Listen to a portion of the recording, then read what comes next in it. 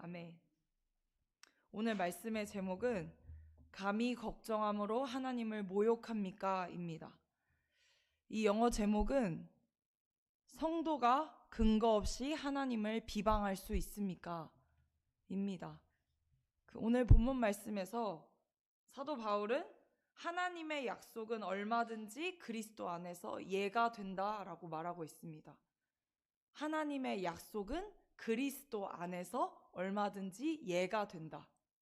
이 말씀의 뜻이 무슨 뜻인지 아십니까? 하나님이 주신 약속은 하나님께서 분명히 우리에게 이루십니다. 그 하나님은 신실하신 하나님이시기 때문입니다. 그런데 이 약속은 그리스도 안에서 이루어진다라는 것입니다. 우리가 그리스도 안에 있다라는 것을 말하면 무엇을 떠오르시나요? 그리스도 안에 있다라는 것은 우리의 신분과 위치, 다시 말하면 칭의를 말합니다. 우리는 그리스도 안에서 이 하나님의 약속이 이루어지는 것을 볼 수 있습니다. 이것은 언제나 그리스도 안에서 가능한 것입니다. 그런데 그로 말미암아 우리가 아멘하여 하나님께 영광을 돌리게 되느니라. 그리스도 안에서 언제나 예가 되는 것을 우리는 아멘으로 반응할 수 있습니다. 다시 말하면 이것은 그리스도 안에서 예가 된다는 것에 아멘이 아닌 반응은 없다는 것입니다. 아멘 외에 다른 반응은 있을 수가 없다라는 말을 지금 사도 바울이 전하고 있는 것입니다.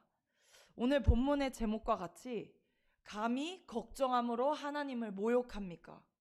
우리에게 그리스도 안에서 언제나 예가 되는 하나님의 약속에 우리가 아멘으로 반응하지 않는다는 것은 그 하나님을 신뢰하지 않는다는 것입니다.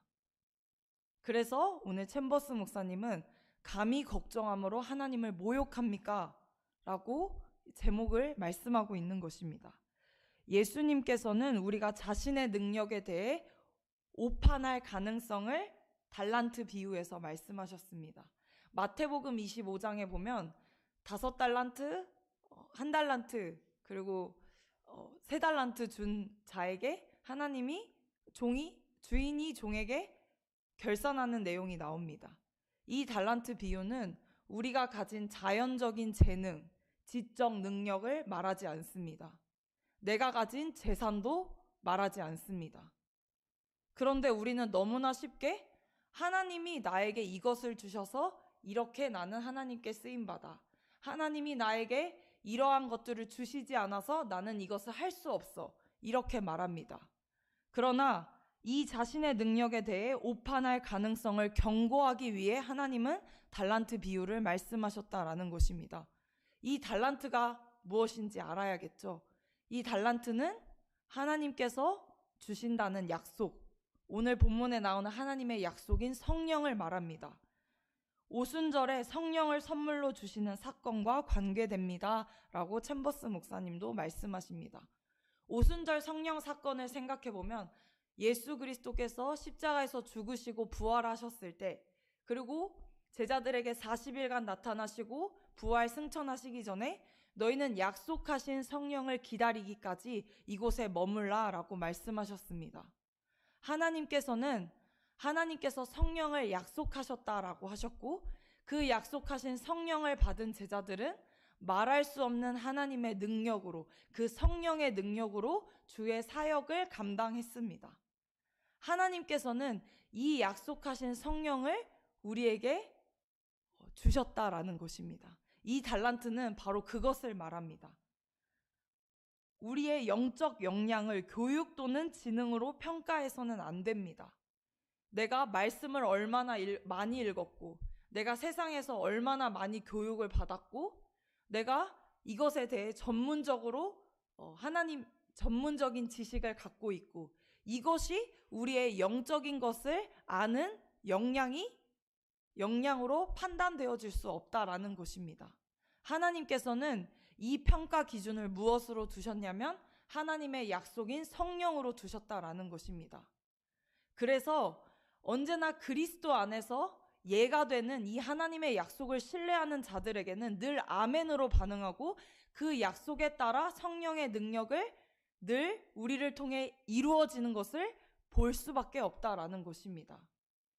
이것에 있어서 내가 조금이라도 의심하고 나의 이 달란트를 나의 능력이라고 생각하는 자들에게는 하나님의 약속을 가벼이 여길 뿐만 아니라 우리 안에서 이루어지는 하나님의 역량을 제한하는 것입니다.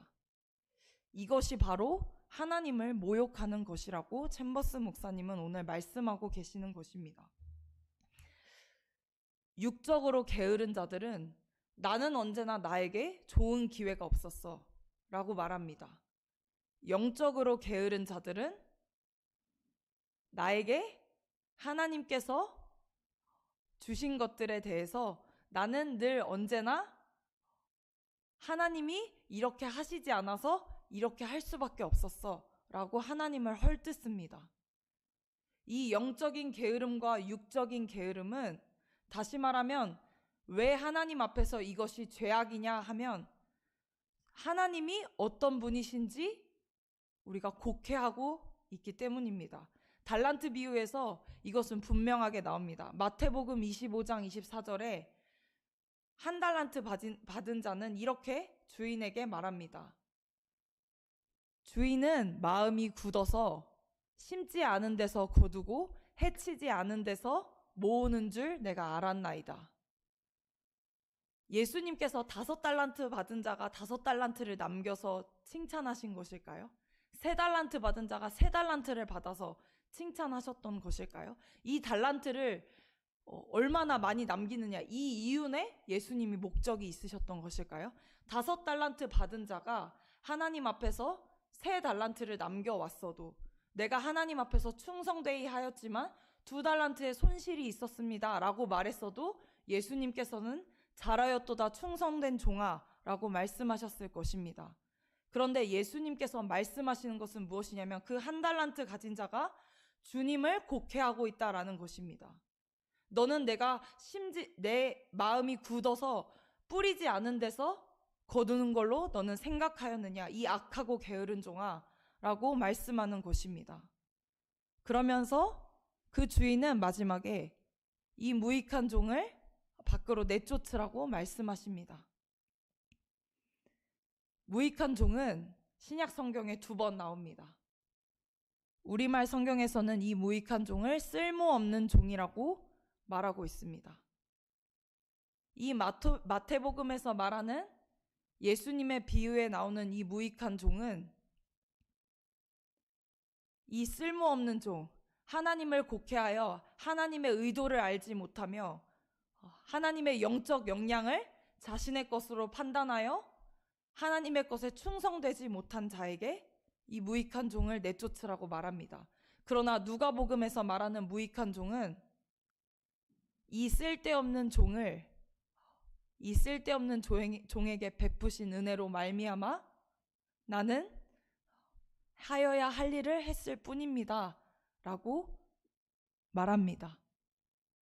여러분들은 이 무익한 종으로서 하나님을 올바로 알고 계십니까? 아니면 하나님이 여전히 이 약속하신 것에 대한 신뢰와 믿음이 없이 걱정과 근심 가운데서 하나님을 모욕하고 계십니까? 오늘 주님께서는 걱정과 근심은 분명 하나님을 모욕하는 것이라고 말합니다. 성도가 근거 없이 하나님을 비방할 수 없습니다. 성도는 언제나 그리스도께서 우리에게 약속하신 것을 신뢰함으로 아멘으로 화답할 수밖에 없는 자들입니다. 이 은혜를 아는 자들은 내 삶에서 성령의 영향이 나타날 수밖에 없기에 우리가 언제나 할 수 없는 것들을 할 수밖에 없습니다. 이것이 얼마나 기쁜 일입니까? 우리는 주인을 두려워하여 1달란트 받은 자처럼 주인이 어떠한 분인지 몰라서 나에게 주어진 성령으로 인한 그 역량을 사용하지 못합니다.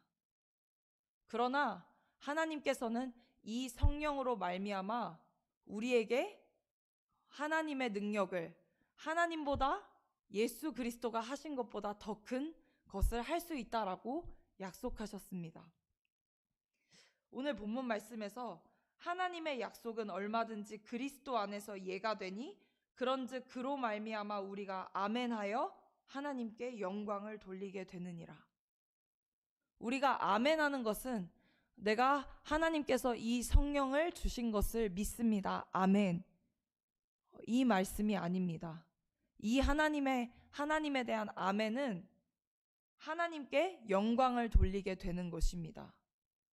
내가 그럴 수 없는 상황에서, 오늘의 모든 상황에서 내가 할 수 없는 나의 배경과 나의 환경과 나의 상황이 놓여 있을지라도 그것을 하나님께 영광을 돌리는 것은 내가 그리스도 안에서 언제나 예가 되는 그 성령을 소유한 자라는 것을 알 때, 그것으로 아멘할 때 우리는 하나님께 영광을 돌리게 되는 것입니다. 그리고 이것은 우리에게 주어진 고난을 능히 감당할 수 있게 됩니다. 하나님께서는 고난을 감당할 수 있는 능력을 주시고 이것을 감당하게 하는 것이 아니라, 먼저는 이 고난 가운데 우리가 당장 문제가 해결되지 않아도 이 고난 속에서 하나님을 어떻게 찬양하느냐, 하나님께서 나에게 무엇을 약속하셨느냐, 나에게 주신 이것으로 나는 하나님을 어떻게 경배하고 있느냐, 이 자세를 통해 영광을 받으시는 것입니다. 하나님께서 영광을 받으신다면 우리에게는 어떤 일이 일어날까요? 하나님이 그 영광을 받으신다면 우리에게는 말할 수 없는 성령으로 인한 기쁨이 샘솟게 됩니다. 그 성령으로 인한 기쁨은 무엇이냐면, 다시 말하면 모든 것을 뛰어넘는 하나님을 향한 기쁨입니다. 하나님 자체가 기쁨이 되어지는 것입니다. 여러분, 이것이 다시 말하면 그리스도 안에 있다라는 기쁨인 것입니다. 그리스도 안에 있는 자들은 사방으로 우겨쌈을 당하여도 쌓이지 아니하며, 답답한 일을 당하여도 매이지 않고, 거꾸러뜨림을 당하여도 넘어지지 않습니다.